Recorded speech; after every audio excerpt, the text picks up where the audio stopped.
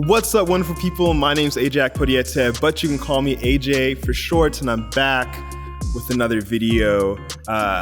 Ladies and gentlemen, it is the final day of 2020, this very, very interesting year.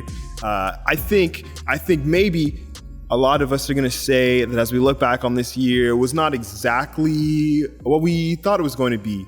But I still think, despite all the craziness, despite the fact that we're living, in the midst of a worldwide pandemic and all that stuff, there's still a lot of things to be grateful for. So I myself, making a video kind of inspired by Tamara Slay, or I think it might be Tamara Slay or Tamara, I'm not sure. But she made a video talking about the 20 things that she's grateful for in 2020. And I was like, wow.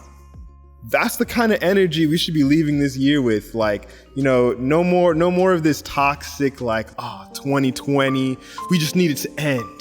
As soon as 2021 comes, everything's gonna be different. It's like, no, it's not how this works. Nothing magical happens when the year turns around. So if you think 2020 was just the worst possible year in existence and, woe is me because of everything that happened in 2020, then woe is going to be you in 2021 as well.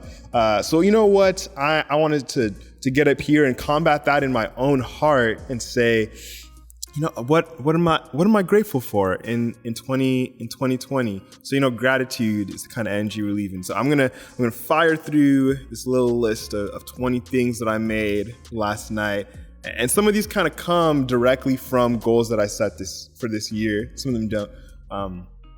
But yeah, let's just hop into this. So the first thing that I'm grateful for is I survived. Ladies and gentlemen, I survived. The Rona did not get me. I made it to the end of this year, which I'm super grateful for. I've got a lot of friends who had family members that started off this year with them and then did not finish this year with them. And that's a really tough and crazy thing to think about. Which leads me into my second thing that I'm grateful for is that none of my family members got the Rona. I'm super grateful all my family members are healthy and still here, upon this earth with me. Because again, a lot of friends who that's not the case. The third thing I'm thankful for is that I kept my job throughout the pandemic. There was a point in the year where I was furloughed from one of my jobs, but I'm grateful that there wasn't a point this year where I was fired. There was never a point where I completely had zero income. So I'm grateful that I didn't get fired from any job this year. I did quit one of my jobs towards the end of the summer, kind of beginning of the fall, September-ish. But that leads into my fourth thing that I'm thankful for, and that's substitute teaching. I started substitute teaching this year. It's been super great. It pays well and there's a lot of downtime. And I enjoy getting to, hang out with kids and talk about school and all those things. And who knows, maybe make an impact in that way. The fifth thing that I'm thankful for is that I released 4 songs commercially this year. That's God Dream, Rain Freestyle, Billie Jean, and my newest single, 1011, that came out a couple weeks ago. Put a card up there for you to listen to my original songs. The sixth thing is this year I joined a small group at my church. We get together on Wednesday nights and we talk about, the sermons that we've been hearing lately or just different passages. And it's nice to just have that time to just be poured into and get to talk about whatever's on our hearts and on our minds and what's going on in our lives. It's good accountability as well. And that was one of the things I really wanted out of this year was a small group. Number 7, the King's Dream Patreon community. Shout out to the Patreon. But it's basically a group of, creative individuals who want to have meaningful conversations and talk about music, grow as artists. There's a lot of artists, there's producers, there's video editors in there, people from all different walks of life. A lot of them actually have YouTube channels that I've been enjoying content from lately, but that's been a really great avenue for growth for me this year. Number 8, I bought a car, bought it cash. It was almost $4,000. I got a 2005 Ford Focus. I was not about to go into debt for a more recent car. And even though the car is 2005, is not that old of a car. She's moderately high maintenance, but her name's Hannah. Hannah, my charcoal Ford Focus. Number 9, I started a podcast. It's called The Passion Fruit Project. I'll leave a link to that down below. I started that with my friend Kristen Case, who's an awesome, amazing filmmaker.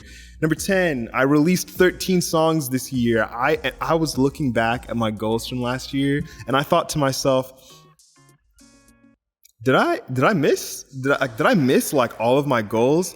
And I saw one of them was to put out 12 songs, and I realized when I was releasing songs every other week, it brought the number of songs I was putting out up so high that technically, like, my goal for the year was to put out 12 songs, and I did put out 13. It was God Dream, Rain Freestyle, River, Pluto, Dope, Billie Jean, 22 Freestyle, Entrance, Like That, JP Karaoke, Don't Be Sad, PlayStations, and 10, 11. Oh man, that's pretty exciting to look back at. So I'm gonna go ahead and rapid fire through some of the rest of these just to make sure that I'm not keeping you guys here forever. Number 11, I got 100 subscribers here on YouTube. Thank you guys so much for every single person listening. And if you're not subscribed, make sure that you subscribe so you don't miss out on new videos. I got 1,000 Instagram followers. If you don't follow me on Instagram, it's a great place for you to kind of get some more of my like in-between thoughts of like what's going on day to day. Try to post daily or sometimes twice a day. Number 13, I graduated college. I got that sweet degree.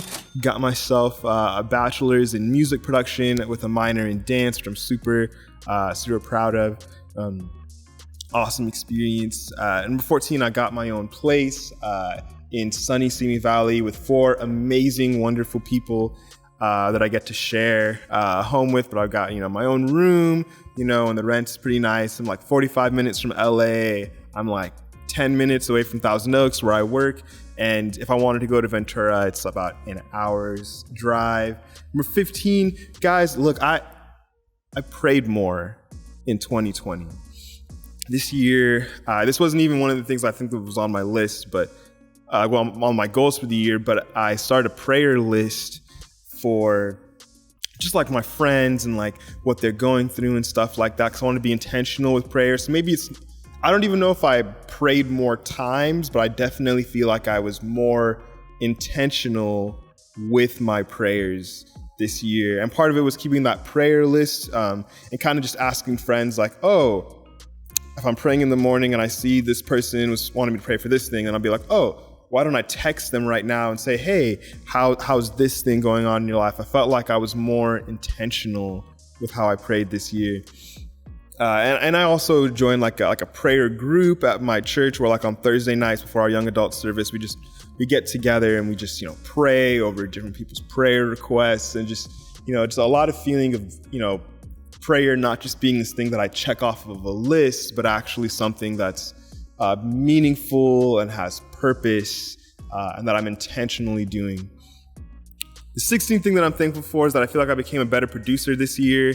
I definitely got a little bit better at sound design. I haven't fully curated the sound that I want, but definitely got better at sound design, better at programming drums, and even like got a little bit better at the different instruments that I play.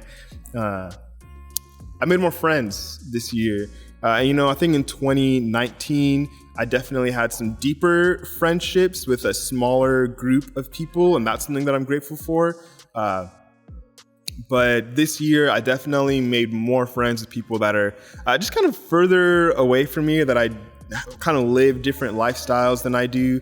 Like, I made friends with people who, like, I would meet them in person, and then they'd be like, oh, well, here's my Instagram. And I look at it, and I'd be like, this person's like living like a crazy, like 42,000 followers, is like an established, artist already, or like this person owns a clothing brand, and a lot of this, kind of fed into the podcast and stuff. But like, I've just made so many like new friends who live these different and really meaningful and interesting lives, and who hold a lot of different beliefs and different perspectives than I do. And that's been that's been amazing. Number 18, I went to Dubai and Abu Dhabi with my sister and my dad and my stepmom, and I may or may not actually still be there right now.